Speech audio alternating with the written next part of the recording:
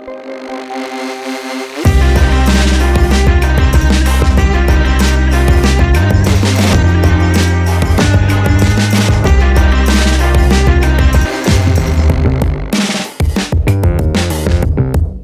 right, what is up, ladies and gentlemen? Welcome. Oh, we got some dancing going on in this video. Oh yeah, I was dancing. My bad. Dancing into 2024. I see, huh? Rob's a dancer. Rob can dance. So Rob's like Sam Rockwell in Iron Man 2 when he comes out on stage. Like Rob just has a presence where he does that all the time. Yeah, Anytime. How you doing, gentlemen? Good. I'm doing excellent. How you guys doing? Doing excellent, huh? The howling hour is doing excellent. You guys have a good Christmas? Yes, I did. Great Christmas. Now that it's the new year when this video is out, we wanted to finally, after months, give our reviews of Not Scary Farm and Halloween Horror Nights, because why not? Better late than never, right? Yeah. My philosophy. That's the philosophy. We're gonna start over at Halloween Horror Nights this year, because that was the event that opened first this year.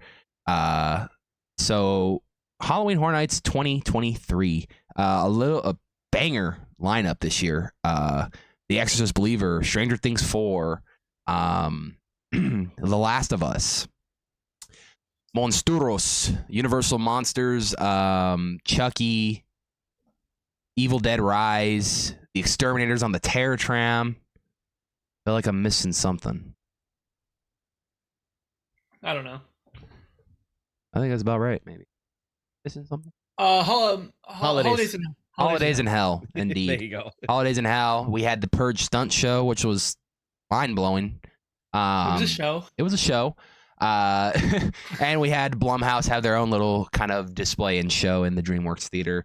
All in all, I think, for starters, I have to say, very major improvement from the year prior. And the year prior was an improvement from 2021. But it was great to see a lot of heavy hitters come to the event in 2023. The return of Stranger Things was not a disappointment, even though it didn't have the Eddie Munson scene doing Master of Puppets. It was still not a disappointment. I think I had a great time in that maze. I think it was really beautiful. A lot of the scenes that we went into from both the Upside Down and the real world. So yeah, let's start with. I guess we'll start with Stranger Things. Overall, I thought Stranger Things was just a fun one. It captured all the key moments of season 4. And Vecna actually looked pretty bitchin' this year, to be honest with you, to see it in real life. What do you guys think about Stranger Things this year at Horror Nights? I'll go. This is our favorite part of who's going to talk next. So I thought Stranger Things was fun. This is a house I wish we would have got to go through multiple times, just because it was quite the improvement from the season 2 touch of season 3 that we had gotten in 2019. And I thought it was kind of like a return back to the glory that was 2018. Was it the best maze that we had walked through, or house we walked through that night? No, but was it the worst? By far, no. I thought it did a solid job. I thought it had some really cool things. And being able to like revisit this house and seeing people's like different photography from it and different walkthroughs, I can definitely see why people were really high on this house. And so I enjoyed it. Kind of middle of the pack for me at the end of the day when it comes to Horror Nights, but like I said, an improvement from the monstrosity that we got in 2019 that people were quite unhappy about. I kind of agree with both you guys. Definitely an improvement from the last one we got. The only gripe I have, and this isn't for, I feel like this is the houses that I've gone through with early entry, because it's two different experiences. Early entry, I did the Stranger Things house a couple times, and it was just because there was not too many characters in there. The scenes and all that, they look really good. I like the facade, the trailer and everything. I thought that was really cool. But there wasn't a lot of characters in the houses. But after the park had opened, I went through it 2 more times, and I thought it was a vast improvement from the early entry. So I had mixed feelings about it, but going through it when the park was open, I thought, seeing like you said, Tony, seeing Vecna like in the flesh, it looked really cool, looked kind of gory and gruesome. Just kind of seeing, there was one scene or kind of that we all kind of wish we did not get. I was hoping for that, but overall I really liked it. I thought the characters did a really good job kind of bringing that season to life. And yeah, I enjoyed it. Again, probably maybe like 4 or 5 for me, but it's still a good house.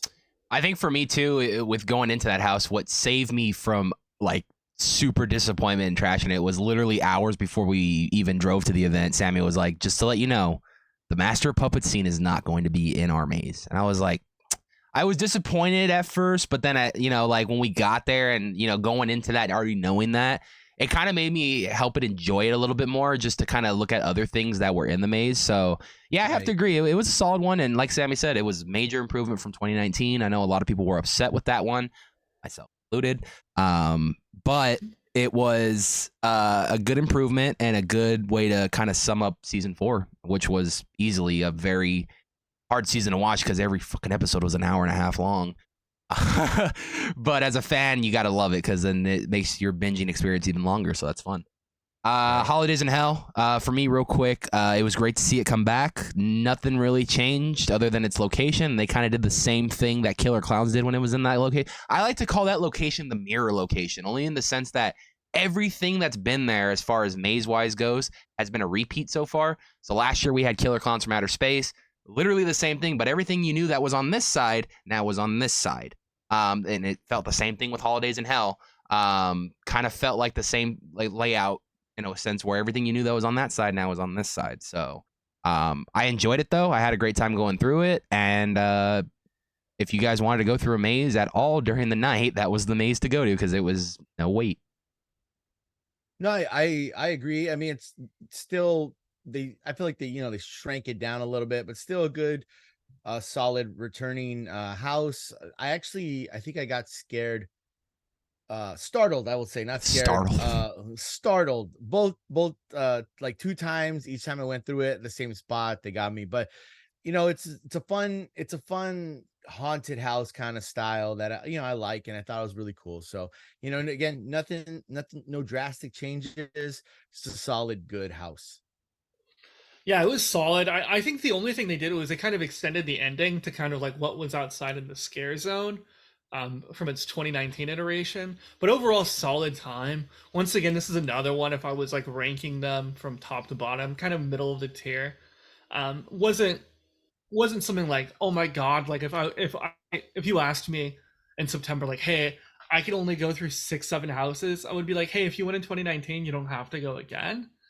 Just because as probably my biggest gripe overall with Horror Nights is it's oversold every single time. So it makes it nearly impossible, especially with early entry now being a paid experience. Virtually virtually impossible to get through everything on a general admission without that early admission.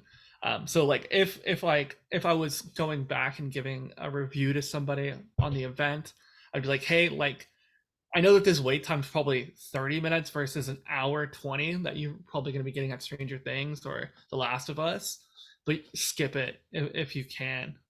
Yeah, no, I agree. It's one of those ones, if you saw it in 2019, you're not missing anything again.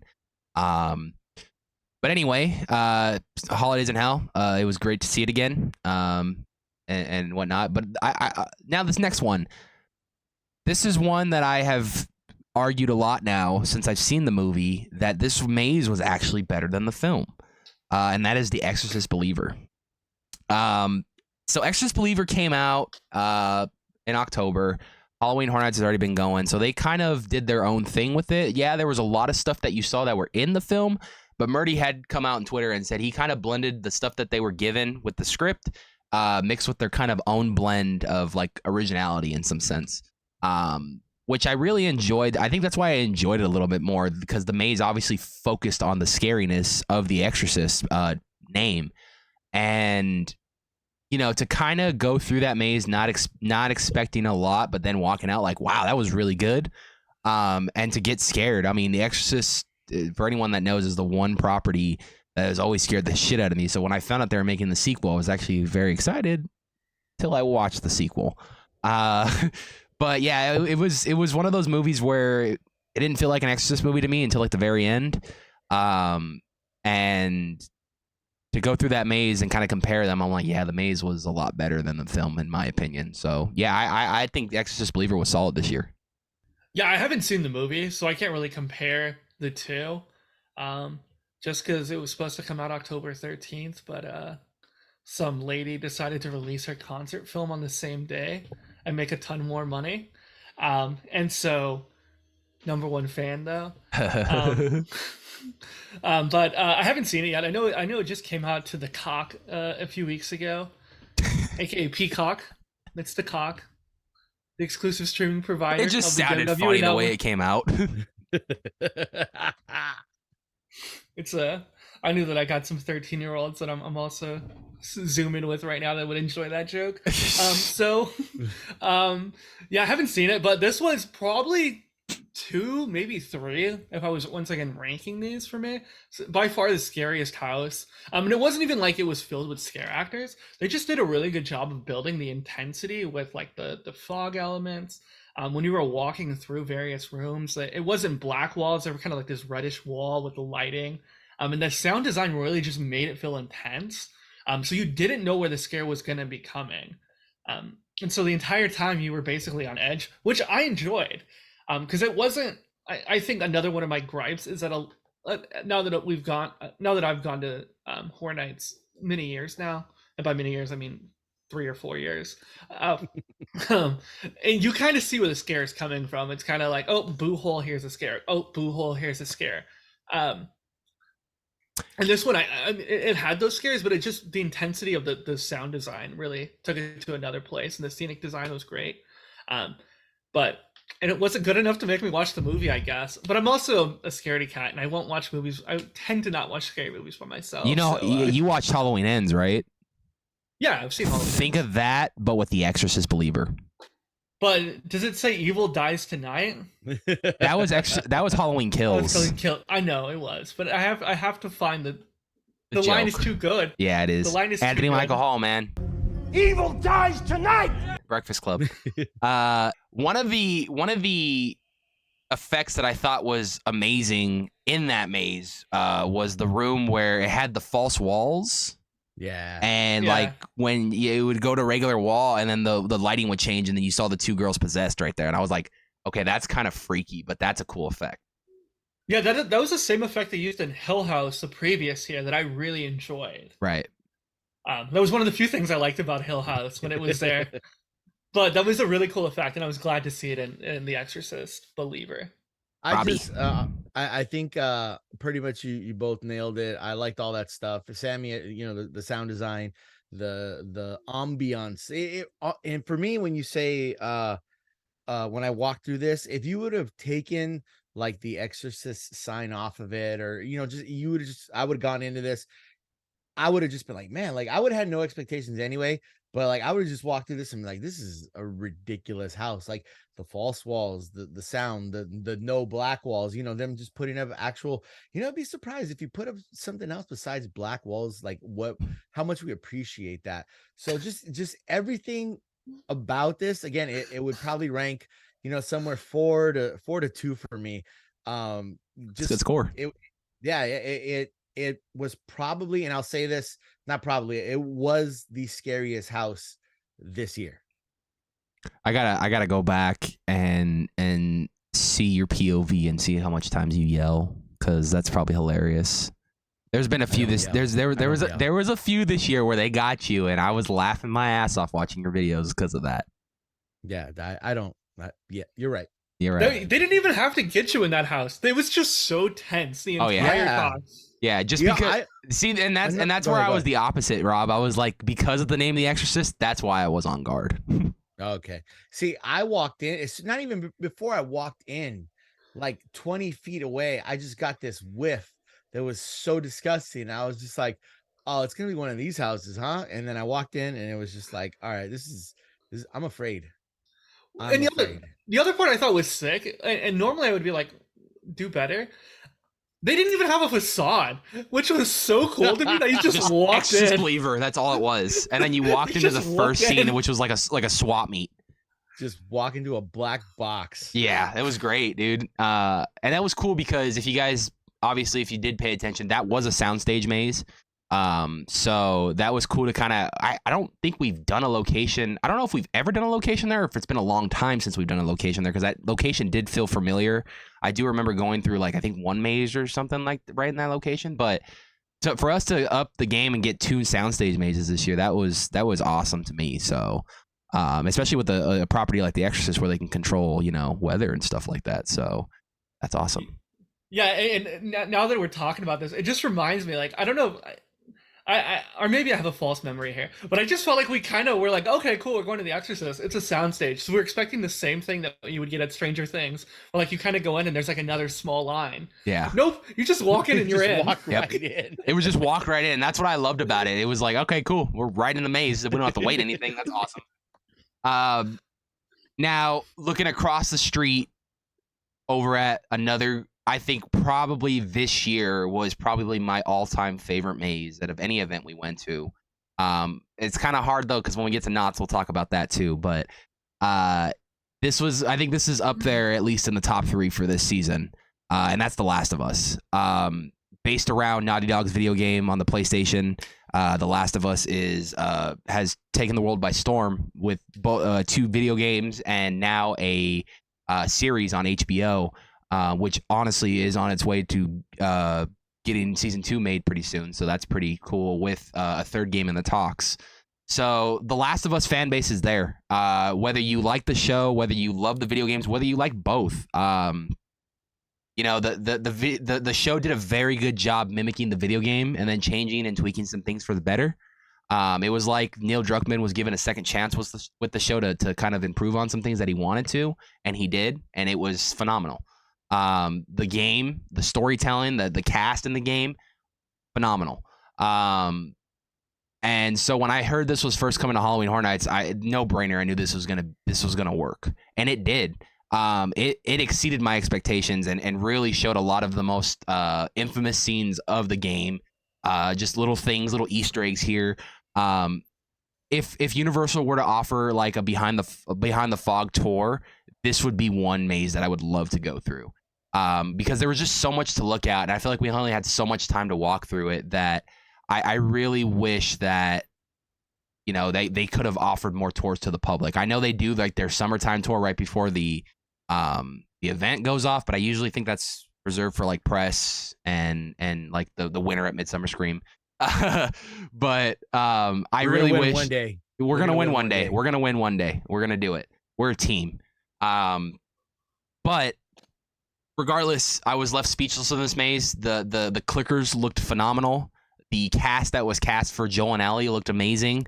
I even love it that Ashley Johnson and Troy Baker, who voiced and played Ellie and Joel on the game, actually came back and did some brand new recordings for the maze. So that right there immersed me into that world even more. And I think this was honestly it's in the top 3 for this season, or maybe of all time for me. It's high praise right there. I hated this maze so much. Wow. No, You're a liar. You know what? I this maze, and I've said it before, or this house, not so much scary.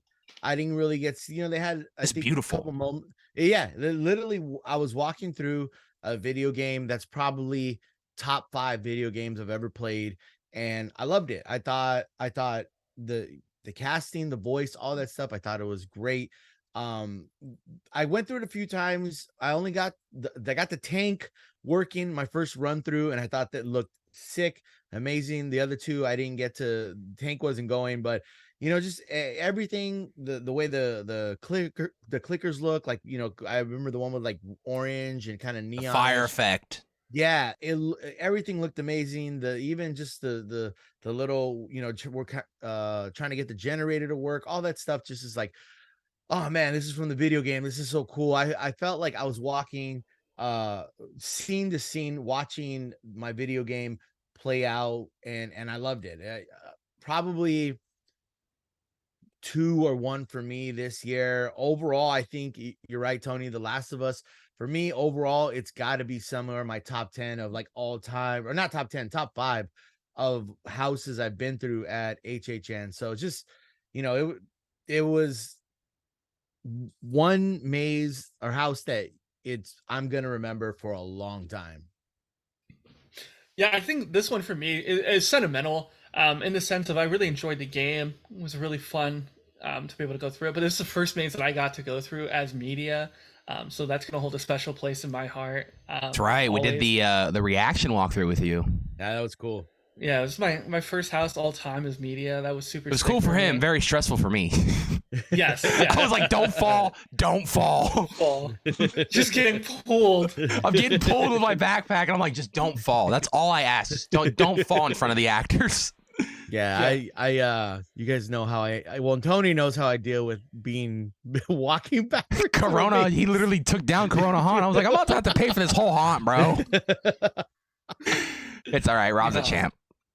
Yeah, so I mean that was super sick, to be able to go through it, and it was a long maze, which I thought was our house, which I thought was super sick because it felt like every time we went, it just kept going and going and going, which I enjoy. Like, give me as much as you can, but make it high quality, and I think they did a really good job at that. It wasn't just long for the sake of being long; it was long to tell a good story. Yeah. Scenic design was great, sound design was great.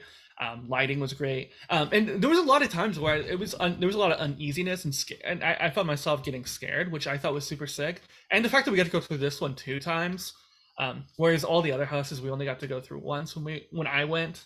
So this one was, it was super awesome to be able to go through it multiple times and really get to really just be engulfed in the last place. For me, top 2, 3 for the year. We'll dive into the one that I will think is number 1. I think I might have an idea what that is. It's going to be no surprise. But are we talking about the other park, or are we talking about the same park? No, same park. Okay. Same park, number 1. Yeah, I know what it is. Yeah, it's not a surprise what my number 1 would be. But yeah, overall, this was a really solid house. If they came and said, "Hey, we're going to bring it back for another year," I would be super stoked. They're like, "Let's run it back, baby." Yeah, they could make 0 changes, and I would still be like, "Yep, we're gonna going through it again, another round. Bring them clickers on." So that's all of our lower lot. I think it was a solid year with the lower lot this year. A lot of heavy hitters down there. Let's make our way to the upper lot. We're going to start first with the Terror Tram. The Exterminators made their return back to Halloween Horror Nights, originally as a scare zone. Now a brand new story to be told as the Terror Tram. I really dug this concept. It was really cool to kind of have all these different areas of the Terror Tram route fested with all these bugs.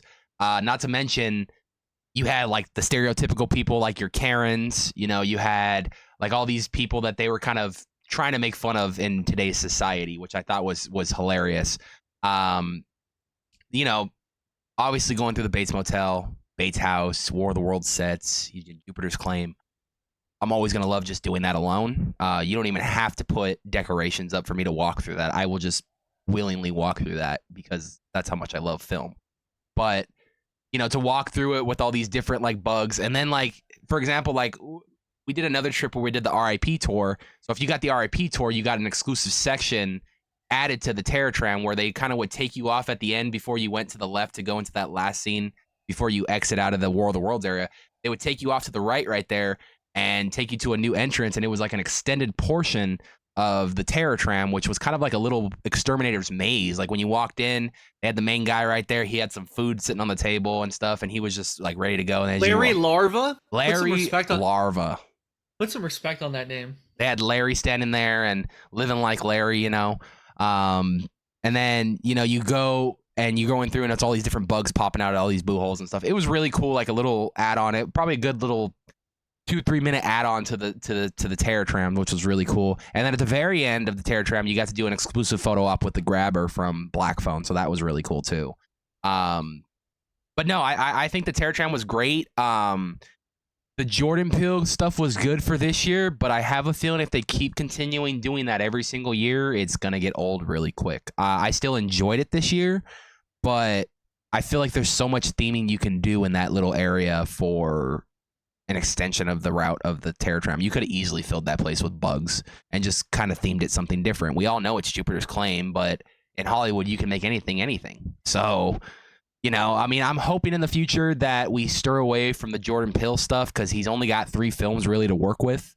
and kind of do some originality in that area. It's a great area to go through because the fact to know that these were the actual sets used in Nope is always cool. But yeah, overall, I think this was a solid Terror Tram. It was something new and refreshing that we needed. It wasn't anything Hollywood Harry related. It wasn't anything Walking Dead, The Purge, any of that. So it was good to have something that was brand new, a refresher, and something that I can go in with, open-minded to see what's gonna be like coming out. I'm gonna agree with you. I enjoy the Terror Tram. I like it was, for the Terror Tram, you kind of sometimes, there are those years where we didn't have it, and I was like, I missed the Terror Tram. And then you get it, and you get like The Purge or The Walking Dead. It's like, I wish they would do something else. So, but then I take a step back, and I'm like, all right, well, we got the Exterminators, we got these bugs, Larry Larva. I enjoyed it, but I do agree with you, Tony. The actual sets from Jupiter's Claim, I think they can do something else, because for me it's already starting to feel a little like, all right, like I get it, these are the sets, I understand, but let's get some bugs over here, or let's do something different, and let's freshen it up a little bit, just let's collab with Jordan Peele and do something original. Yeah, like how they did with was it Eli Roth? Eli Roth for the original Terror Tram for Hollywood Harry. That was awesome. Yes, so get Jordan Peele out there, maybe something, not one of his movies, maybe something different, and an idea, maybe some kind of like Twilight Zone kind of thing over there. I think it would be cool. Just maybe next year freshen it up a little bit, try something new. But overall, I like what they're doing with the Terror Tram. They're bringing in not The Purge, not The Walking Dead. So I enjoy it. There you go, Sammy, Terror Tram. All right, I'm gonna be the voice of reason here. Don't Go ahead, mess Sammy. with Jupiter's Claim. Oh, Sammy has a soft spot for Us, so I knew that was gonna happen. Yeah, Us is so good. Us is his best film by far.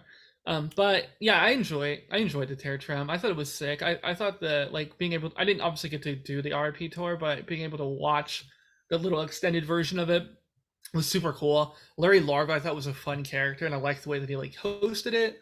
And it was something different. Like Hollywood Harry was cool. Because that's the other Terror Tram that I've gone through. It was cool, but it wasn't like the best thing I've ever seen.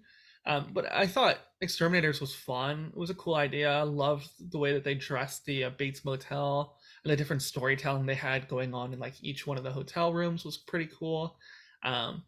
Being able to walk by the Bates house is pretty cool, obviously. And I just thought it was a fun time, and the theming was cool. And then, yeah, I think the only reason why we go through Jupiter's Claim is probably just for like transportation reasons with getting the carts. Right. So I feel like, yeah, I mean, it would be cool if they just dressed it up differently, I'm sure, but I feel like they're only like, it's kind of a secondary thing of like, hey, we have to get them across this so that we can run the pickups smoothly. Yeah. So I'm not really like, that's gonna ruin my experience or anything. Jupiter's Claim. Yeah, solid Terror Tram this year. Very good stuff. We're gonna move over to the Curious George area now. We're gonna talk first Universal Monsters. And I wasn't a fan of this one this year. I'm sorry to say it. I mean, I thought the characters looked really good. Hunchback looked good. Phantom of the Opera looked good. Dr. Jekyll and Mr. Hyde looked good. Invisible Man, always great to see him. How they pull that effect off is so amazing. I felt like, though, this was like the redheaded stepchild where you just kind of... This was the last maze we put up, and we didn't really put a lot of... There was a lot of black walls in this one. I'm just going to say it. There was. And it kind of was very sad to me because Universal Monsters in 2018, when it debuted, was a powerhouse. 2019, Frankenstein meets the Wolfman, another powerhouse, The Bride, I think, was probably top tier powerhouse, man. Last year we had Legends Collide. It was good. It was fun. I enjoyed it. Anubis looked cool when we got to see him. And the characters and the storytelling was really cool on that, especially when they did the both coast kind of try to do the same story, which I thought was cool. But man, this year, like you had all these heavy hitters, all these mazes looked good. And then you walked into Universal Monsters, which is what started the legacy of Universal Studios. I get it. Money runs out, you know. Sometimes you got to compromise and take sacrifices on things. I understand that, but I wish they would have divided up the budgets evenly. So that way Universal Monsters would have looked good and it wasn't like great big scene, black hallway. Another great big scene, black hallway. Small little scene with the Invisible Man, black hallway. And I was like, this is cool. I love seeing all these characters, but I feel like this is honestly like a slap in the face. So I don't know. I enjoyed, like I said, I enjoyed the characters and the story they were trying to tell. I just wasn't a fan of the overall design of the maze. Yeah, I thought that I to say I was disappointed with this maze would be a compliment for how I felt about this maze. Going in Midsummer Scream, we got, you know, our hype package from John Murray really helping us understand the story. And like, oh, this is what's going to be happening. It's going to be down underneath Paris. You know, Dr. Jekyll and Mr. Hyde are trying to hide away from London because, you know, they got, you know, blah, blah, blah, blah, blah. You know, so I was like, walking into this, I was like, let's go. It's going to, you know, good story. I like the way it's going. Then I just walked in there and I was like, oh, Blackwall. Oh, Blackwall. And it's become the John Murray signature. And I hate to say that, but it's scene, black walls. Here's a little painting to help explain what's next going to happen. And then boom, you're going to go through that scene. And then you're going to go get another set of black walls and a little stupid thing on the wall to tell you what you're going to go see next. And it's annoying. It's one of my biggest gripes with 2019 when it came to Creepshow, because it was the same thing that happened where you basically did that. And I already saw that in Holidays in Hell too, and I thought that one was more creative because it was like, okay, cool, we're going to transition between the holidays. Yeah, and they were all like postcards, right? Yeah, they were postcards, and I thought that was sick. That was cool. But like Creepshow was like, okay, cool. Here's one episode. Now we're gonna go through some black hallway, and there's gonna be a little cut card, and we're gonna go to the next one. I was like, I've seen this already. It's annoying. Just give me. Think that your audience is smart enough to know that they're going from one scene to another. Yeah, like it's not that hard. Like you have I would say you have a average brain capacity. You could figure that out. Or even below average, I would say. So I don't know. I was like, I thought the character designs were cool, but like overall, like if I could give this maze a 2 out of 10, I would. Like it just was terrible. Outside of the character designs. Robbie, let's hope you can save it with some positive. Maybe not. I'm gonna be positive here. You know, here's the thing. I think we went through it opening night together, and I remember people bashing it, and I was like, you know what? Nah, did you go with us through it opening night? Yeah, he did. Yeah. Oh yeah, because we saw all the Queen people in line, and we're like, we all went through together. I think we all right? went through together. Yeah. So you know, afterwards, I mean, you guys had you felt the same way, and I was just like, nah, man, like this is good. But then I thought about it, and I watched it more, and I was just like, man, this wasn't. I liked it. But it's okay. No, listen, I've had this discussion with Hayes because Hayes loves this maze, and her voice is, you know, everything she says is valid. Like it's all like she has her own reasons why she liked it, and I respect it. I just going to Horror Nights all these years, that's not what I expected from Universal Monsters maze. You know what I mean? Right. And my one thing that I thought about, and I was like, you know what, maybe it's because it feels there's too many things going on. Maybe it's just like you're getting I didn't see I saw the Invisible Man, but like, where else was he? He should have been in there more. Like, he was everywhere, man. Bro. You just didn't see him. He was in every room. He was in every room. Yeah. Just didn't until the end. Yes, I got you guys. But like, I would have liked like this, and this is where I think like the successful monster houses have done really good. Like Bride, it's focused on the bride, and the story branches out from her.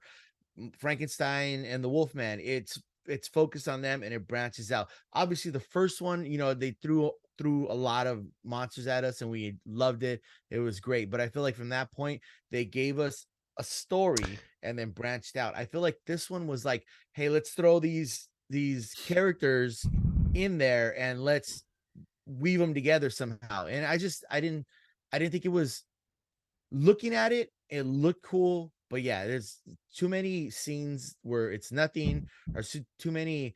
I'm walking, I'm seeing what's gonna happen, and then I get to see what's gonna happen again, or I'm being told what's gonna happen, and then I get to see what's gonna happen. So I don't know. I want to like it more. In my heart, I want to like it more because of like how cool Dr. Jekyll, Mr. Hyde looked. How cool the Phantom looked, how cool the Invisible Man looked. I want to like all the sets. I want to like it more because of how awesome everything looked. But story wise, it just was kind of like, man, I feel like I watched a movie with all these amazing effects, but just the story just fell for me. Yeah, I agree. It was one of those things where I love all these characters. Phantom is a great story, you know. Dr. Jekyll and Mr. Hyde is a really cool story. Invisible Man and Hunchback, those are good stories, but it's just like it wasn't executed right. I think Right. you were right. There was just too much focused on so many characters put in at once where yeah, that first year was kind of like that love letter to all the monsters, but they figured out it was like you were supposed to be going through each individual film because you went through the Yeah. film vault at the beginning and then you were going through each individual film. That worked. So that was kind of like the anthology right there. And then the second one was a story, Frankenstein meets the Wolfman. And you're right, it spawned, and the Bride had a cameo in it, all that stuff, and all these other characters had cameos in it. Then you had The Bride of Frankenstein Lives, which was phenomenal, where you were right. It was about the bride rescuing the monster and trying to bring the monster back, and all these other pawns of the chessboard came to play. You know, so, and then you go into, Legends Collide. Yeah. You have three monsters who are after the same thing. So that story worked really well because it was three monsters fighting each other to try to go for the same thing so they can all use it for their selfish reasons. And now you have, this one where it was kind of like, okay, we're going to start in Paris, then we're going to end up in London. Like, not really a story here. Like, they're not really interacting with one another. Like, I can understand if it was like Dr. Jekyll and Mr. Hyde was working with the Phantom to do something, kind of screwed over the Phantom, so now he's going back to London. And then it was kind of like, if there was a story there, I think it would have worked out. But I think they focused too much on trying to do monsters they have. Yeah, too much, pretty much. The monsters that they've never really touched on, now they're touching on them and stuff. So, but let's talk about in my opinion, the most shocking maze this season, which was Chucky Final Kill Count. Ultimate Kill Count, I'm sorry. I was super blown away by this. I had no expectations going in. Like, I just was like, oh, it's Chucky. It is what it is. They blew me away with the fact that this was not only based off the sci-fi series, but it was also in its own original thing. They took a lot of the most famous Chucky kills over all like the movies, the show. They kind of just put it all into one. And the animatronics, like this was Universal's like baby right here as far as animatronics went, because they were insane in this maze. Like, you had little Chuckies everywhere popping out. You had a lot of cool death scenes, a lot of great effects. I would say hands down the best room was probably the end when you had that giant Chucky and you had the Chucky with the explosive and that whole exploding kind of thing that they accomplished with that. But I just think overall, like, I'm not a huge Chucky fan, but holy shit, that if that wasn't part of your top 3 this year, I'm sorry, but like that easily was probably in my top 3 for Horror Nights this year. I would say 4. Oh, go for it. Go ahead, Sammy. I was gonna say it's probably 4 for me. But the 3 on top are, really good. I mean, it's hard not. It's hard not to put it top 4. I would say. But yeah, I thought this one had my favorite facade. I loved the way that they did the Chucky. Yeah. All the different Chucky dolls lined up in front and how they would light up and talk and all that cool stuff. I thought that was fun. And I thought this one did a good job of having very like separated and segmented scenes, but didn't feel forced when you were going between them. Because it was like, hey, we're going to show you a different kill basically for each one of these scenes. And it's cool. Like, you know what I mean? And sometimes it was Chucky getting messed up. Sometimes it was people falling victim to Chucky. It was cool. Like the Christmas, the Christmas one was cool. Because like they had like different scents and that felt like a fun time. The animatronics, as you mentioned, were fun. So this was one where like my expectations were low coming in. I was like, oh, this one's probably gonna, it's probably not gonna be the best. But then it delivered, which Well- and exceeded expectations. Before Rob talks, let's talk. I mean, this one kind of just came out like when they announced this one, it was Halloween of the year before.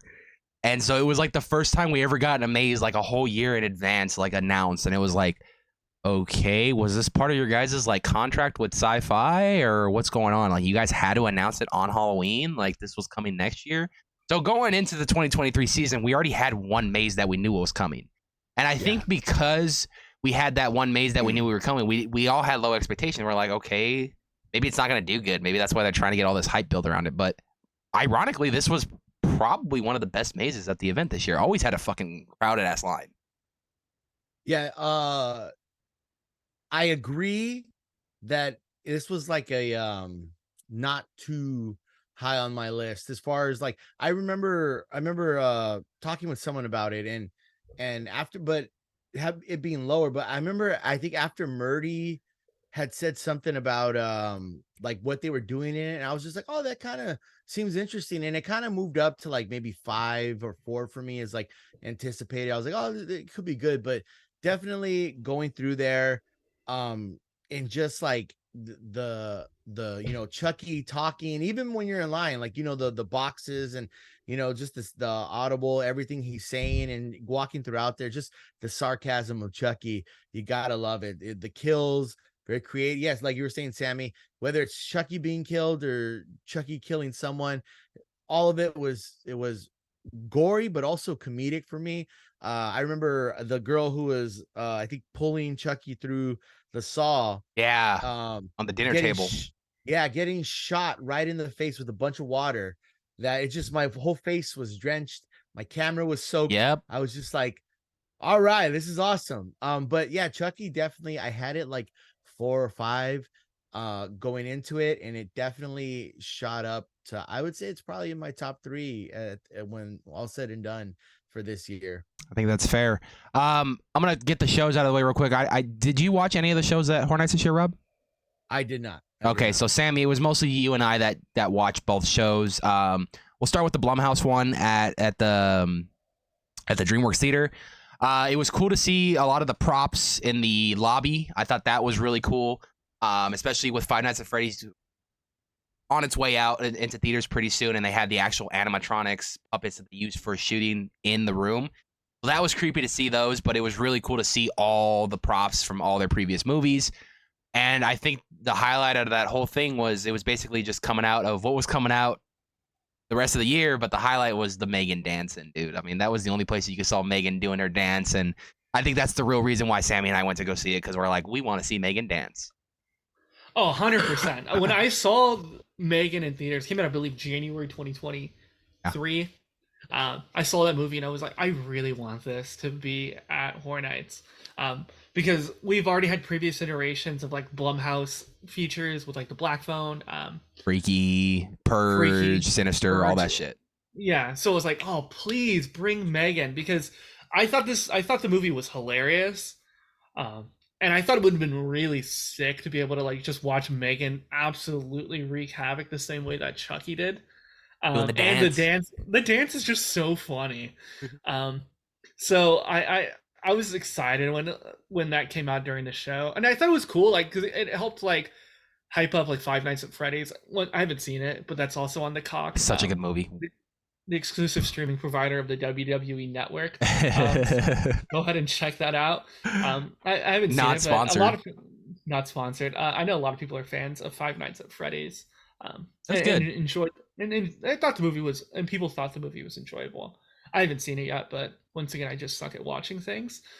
But I'll eventually watch it. So people enjoyed that. So maybe with the success of Five Nights at Freddy's, who also announced a sequel, highest grossing Blumhouse film of all time. Oh yeah. Maybe, throwing a little projection towards 2024, maybe then we'll be able to get Megan, Five Nights at Freddy's in the same house, little Blumhouse double feature. Fingers crossed, early projections from Sam. You heard it here Soundstage maze, please. Please. No, yeah, I agree. I mean, Five Nights at Freddy's, man. I mean, listen, how are the hours?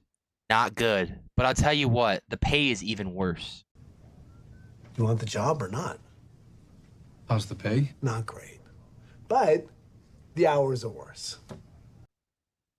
So anyway, that was a good show. Honestly, and very shockingly, the most watched Halloween Horror Nights video on our channel this year. So, But no monetization because it's you can't copyrighted. monetize it. It's okay. Yeah. No, That's fine. it's funny. We don't care, but it's No. funny. Yeah. The Purge stunt show that they had this year in the Waterworld queue, really good. The first time you watch it, I quickly found out when we went to the RIP tour that when you watch it the second time, you're kind of already expecting that shock ending. So you're mostly just watching it for the stunts. The shock ending was the girl that was working with one of the NFFA people. She was the sister of the girl who comes and takes over the compound for the Purge night. So then they kill the main guy. But yeah, it's a very it was fun. I thought it was good to utilize the Waterworld sets, but if you guys really pay attention to it, it felt like a reskinned Waterworld. For those who've ever seen Waterworld, Yeah, so I've never seen Waterworld. it's still fun. It was okay. I thought the stunts were cool. The story Hey. was whatever. Let's just say this: it was better than the Jabberwocky. Oh, nothing's better than the Jabberwockies. Don't ever disrespect them again in my presence. I'll do it every time in your presence. But yeah, so I thought it was okay. I think my biggest gripe was the lighting was just so intense. Yeah. That I feel like I was getting a headache just because every single stunt, it would just blind you with lights. I was like, bruh, I want to see what's happening, not be seeing spots in the sky because you just blinded me. That was my biggest gripe with it, and so that's why it was less enjoyable for me. Just because I'm sensitive to light, but I mean, it was cool. I'm glad we went and saw it, just because I can say that we saw it. And I've never seen Waterworld, and I don't think I'm going to be seeing Waterworld anytime soon, because admission to Universal Studios daytime ops is so expensive. Especially when they got to pay for Nintendo World somehow, buddy. They do. Yeah, Purge Dangerous They got to pay Waters for was good. slop. What are you talking about? It's all about Slop, bro. Fucking slop. Secret Life of Pets. All right, let's get Rob back in the conversation. Let's talk about Evil Dead Rise. Now, there's no secret. Universal Horror Hotel. Earlier this year, we had Dead Horror Rise Hotel Evil. Wow, just to play on words there, huh, Rob? Yep, I play with words a lot. Yeah, you do. It was no surprise earlier this year we had made a video breaking down that was supposed to be Evil Dead Rise, not knowing Evil Dead Rise was going to come this year. It was rumored that it was going to come this year. Didn't have an official confirmation.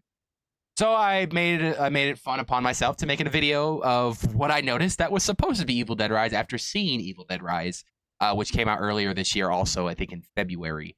It was great to see that they were able to bring it back.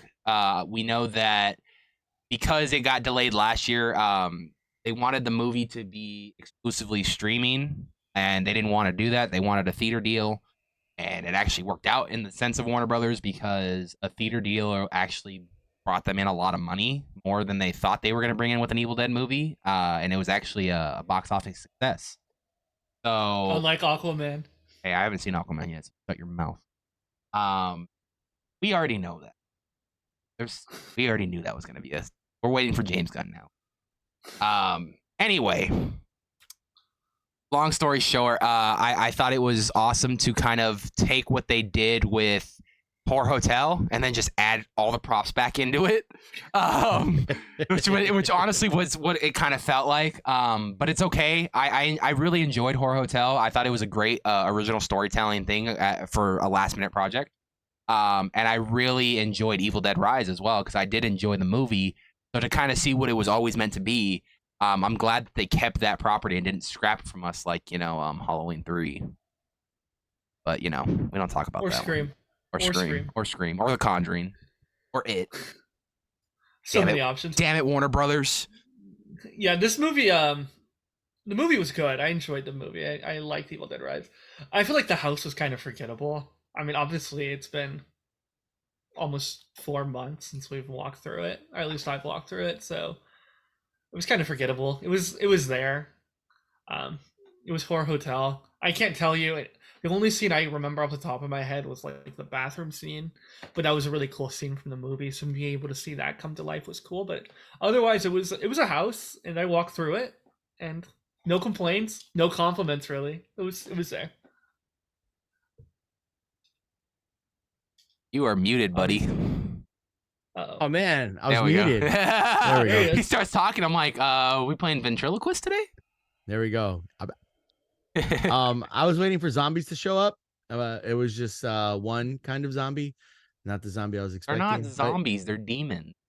I know, but The Necronomicon. But it That's the used name of the to book, be- Sammy. I know. It used to be the Walking Dead all-day attraction. Oh, God. I Oh, was duh. making a That, joke. that was goated, bro. And we all know that. That was goated. We don't talk about that goat.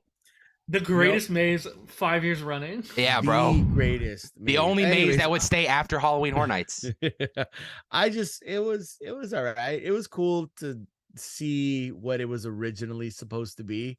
But yeah, I think it was like not forgettable. I'm not saying, it's like, oh, it was whatever, but it was kind of like, it was a little above like, oh, whatever. It was cool. It's just, there were certain scene, like, I was waiting to see the bathroom scene, and then, when you walk through where there's like a bunch of doors everywhere, who's gonna come from where? Another door. Exactly, another door. But it was okay. I feel like it's gonna go in the repeat area. So next year it's gonna be in the repeat area. Hope not. Who I knows? would be dying. That would be hilarious if they moved it over 3 years in a row. But reskin it. Put a different name on it. Do Horror Hotel 2 Electric Boogaloo. That's what we're doing for No, it's gonna 2024. be it's in 2024. It's gonna be the Hotels of Horror. The Hotels of It's Horror. gonna- Evil Dead Hotel. Prison. Evil Dead Hotel Risen. I saved the best for last because I can probably go on a limb here and say this was probably the best maze at Halloween Horror Nights for the 2023 season. Maybe in a long time, as far as original goes. Monsteros, the Monsters of Latin America. Wonderful storytelling. Original monsters were so great. I know they based a lot of them off the lore of Latin American folk tales and all that, but to put it on their own spin and twist on this, phenomenal. I've said it before and I'll say it again. Universal, in my opinion, never does a bad job when it comes to an original maze. I feel like that their originals really knock it out of the park because we're walking in not expecting what to see. We get the brief kind of description of like, okay, this is going to be the Monsters of Latin America. We have this guy. He's going to be kind of guiding us through all these monsters and kind of that big ending, Animatronics were freaking amazing in here, dude. The talent in this maze were just on top of their game every single night. Scenic wise, like I'm always blown away that they can fill so much of that tiny space in the Parisian courtyard. Such a beautiful maze. I think the scenic was great to take you on these different locations all over the world. So cool. Smells, they were nasty, but in a good way. It actually added some, more charm to the maze right there to kind of immerse you into that story. And not to mention, I when I went for the RIP night, I got to spend a little bit of time just hanging out in that scare zone. There had to be at least 5 or 6 talent in that zone alone that I only ever saw. But all of them, and I mean all of them, had done amazing. I mean, we were sitting there for a little bit because we had the buffet right there, and so when we were done, we came out and just chilled a little bit.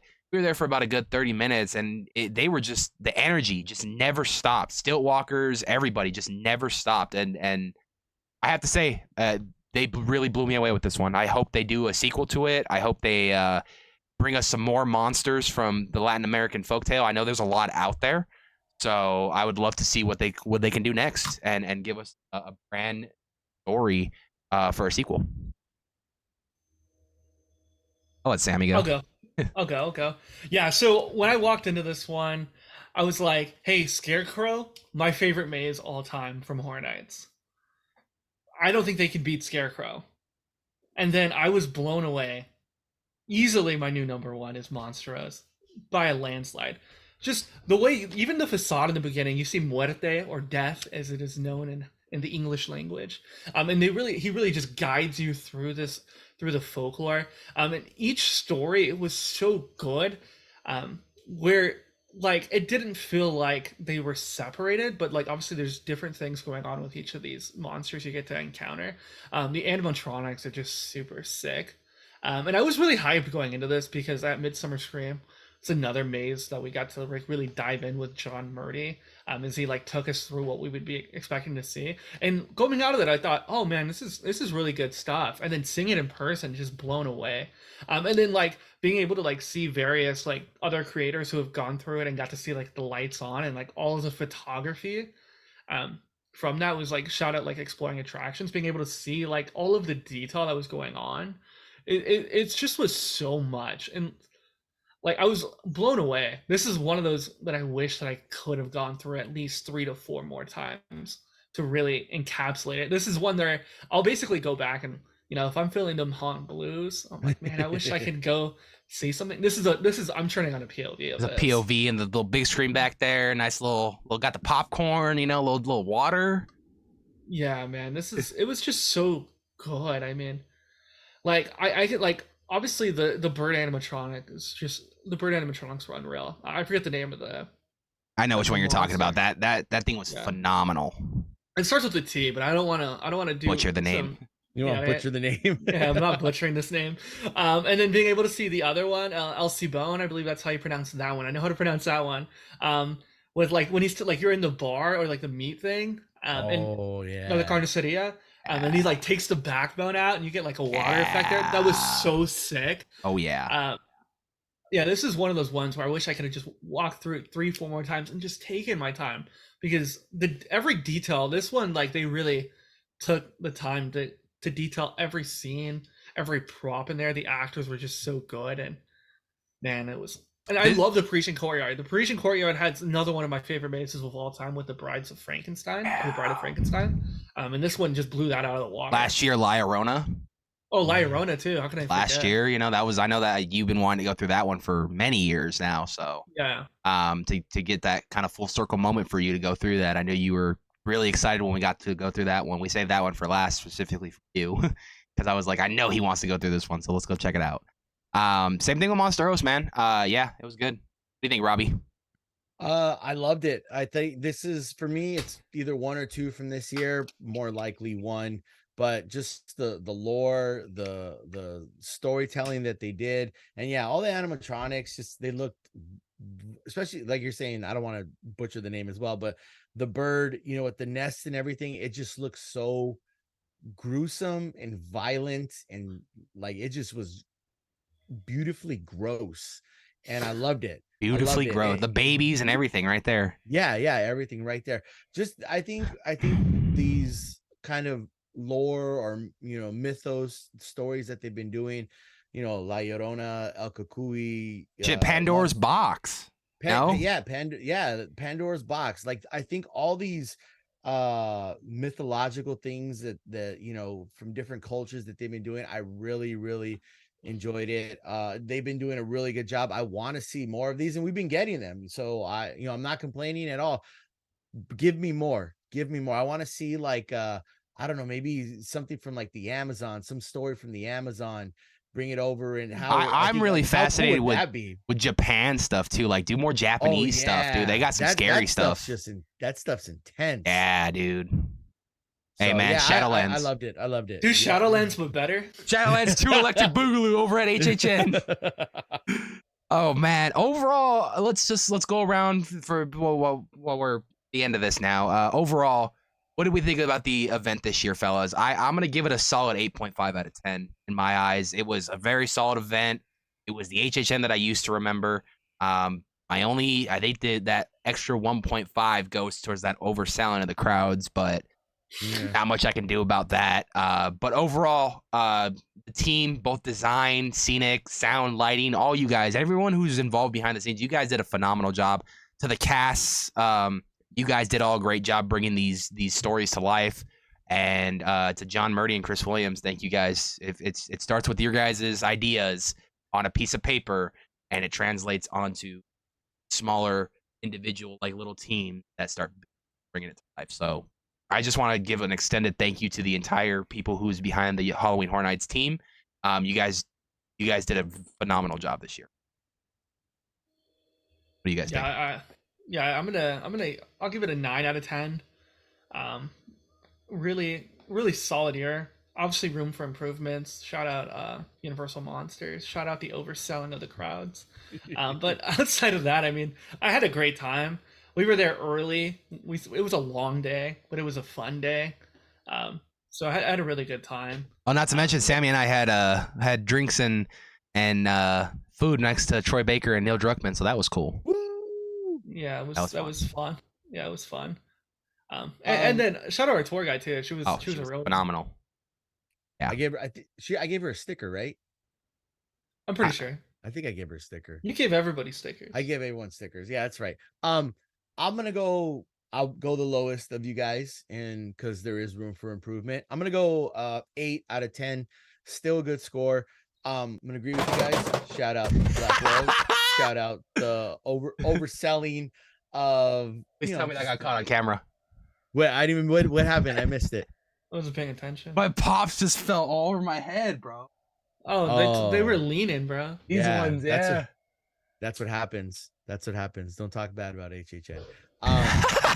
Yeah. The crowd, again, we can't do too much about that. But here's one gripe that I have.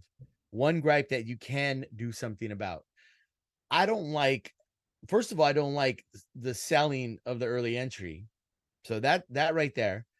Second, I don't like you're selling the early entry and then you don't have the houses in full effect for those of us who pay and show up early and have a portion of that house not be the way it's supposed to be. So fix that.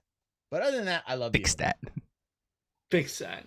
Fix that. Yeah, we didn't get early entry, so we can't speak on that because we went in basically when the park opened. Yeah, Hayes did it opening night. She said she got through just about everything, but didn't get to watch the shows. Yeah.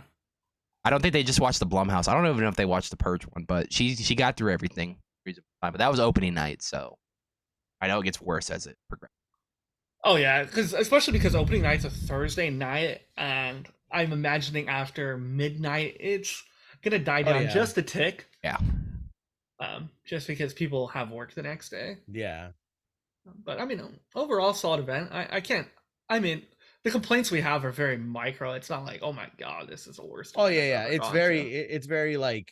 very minuscule, the complaint. But it's just one of the, for me, I feel like if you're going to charge people something extra that they weren't getting charged for before, you should don't make it worth it. So like going into a house and we're missing one character when there's two characters supposed to be interacting, and I walk through it, like I'm speaking specifically of Stranger Things. When you go to that staircase, there was just the girl there acting out a scene, and then after the event actually started, there was the two characters there acting out the scene. I was just like, hey, what the heck? Like, if I only came once, I'm missing out because I showed up early.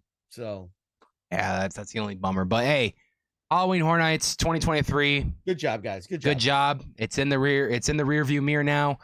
Looking ahead, driving towards Halloween Horror Nights 2024. And for all your Halloween Horror Nights news this year, we will be updating it right here on the Nights of Horror. So stay tuned for that. When news starts getting announced for the 2024 season, we will be covering it here on the channel. May's announcements, ticket up options, all that fun stuff, leading all the way to our HHN week, which is usually in August and September. So we have ways for that. But we're gonna end the video here because we this was like an hour video on just an HHN review. So and I know Rob has to get out of here pretty soon. So at least we got Rob for the HHN portion of the review. But hey, we appreciate you, Rob. Rob was wearing his HHN shirt today too. I was. Anubis. Rob likes the werewolves. Collide. I do. You do. With all that being said, we hope you guys enjoyed today's video. Let us know in the comments what you guys thought about HHN 2023. We'd love to hear your thoughts, your opinions on the mazes and overall the event.